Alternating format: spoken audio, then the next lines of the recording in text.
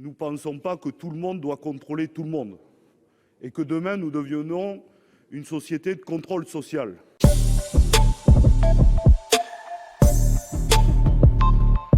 On rentre dans un moment important sur la question du contrôle.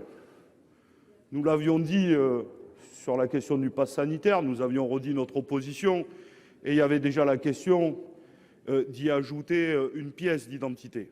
Et nous l'avions dit à cette époque-là, nous ne pensons pas que tout le monde doit contrôler tout le monde et que demain nous deviendrons une société de contrôle social où chacune et chacun qui n'est pas habilité à contrôler les papiers puisse le faire. C'est-à-dire, nous allons étendre que les serveurs et les serveuses puissent contrôler les agents de sécurité qui, le soir même, agents de sécurité vont contrôler les serveuses et les serveurs qui vont se rendre à un événement ou à tel concert ou à tel stade pour aller revoir une compétition sportive.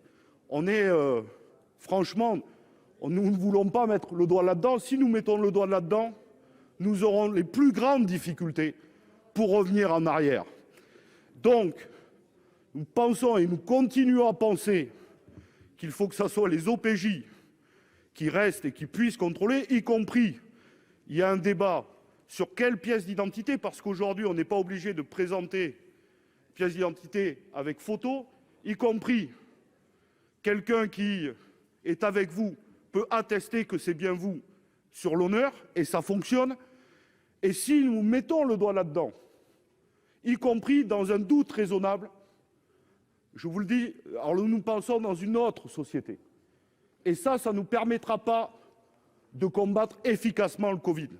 C'est tout autre chose comme projet de société qui nous est proposé par le gouvernement. Donc, nous proposons évidemment de supprimer ces alinéas. Je vous remercie.